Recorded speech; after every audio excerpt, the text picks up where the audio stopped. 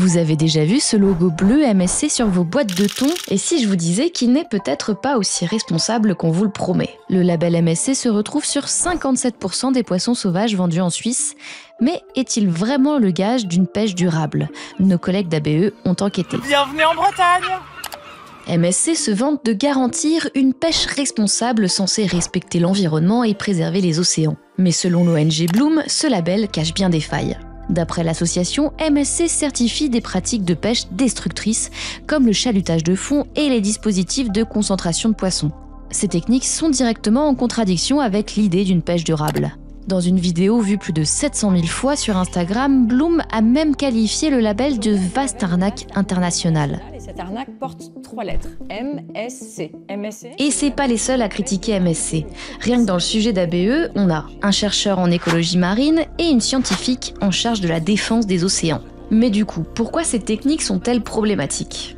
Le chalut est responsable de 25% des prises mondiales. En balayant les fonds marins, le chalutage détruit des habitats entiers, racle les coraux et capture des espèces non ciblées comme les tortues et les requins. Donc cette pratique a des impacts environnementaux et climatiques et de nombreuses études vont dans ce sens. Les DCP, ces structures flottantes utilisées pour concentrer le poisson, ne sont pas meilleures. Bien qu'elles attirent les poissons, elles piègent aussi de nombreuses espèces marines. Et là encore, de nombreuses études.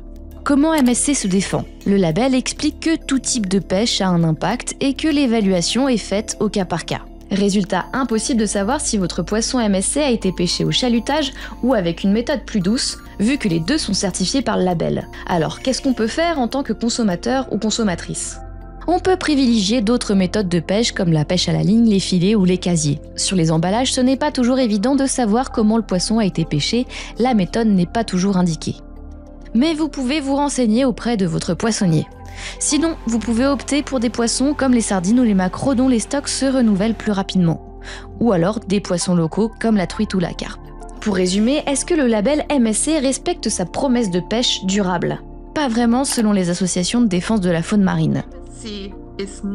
Le MSC n'est plus un garant de la durabilité. Je suis désolée de le dire, mais c'est la conclusion à laquelle nous sommes arrivés. Bien que le label MSC certifie certains poissons pêchés de manière responsable, il certifie aussi des pratiques destructrices. Et à cause de ce manque de clarté, c'est difficile pour les consommateurs et consommatrices de faire un choix éclairé.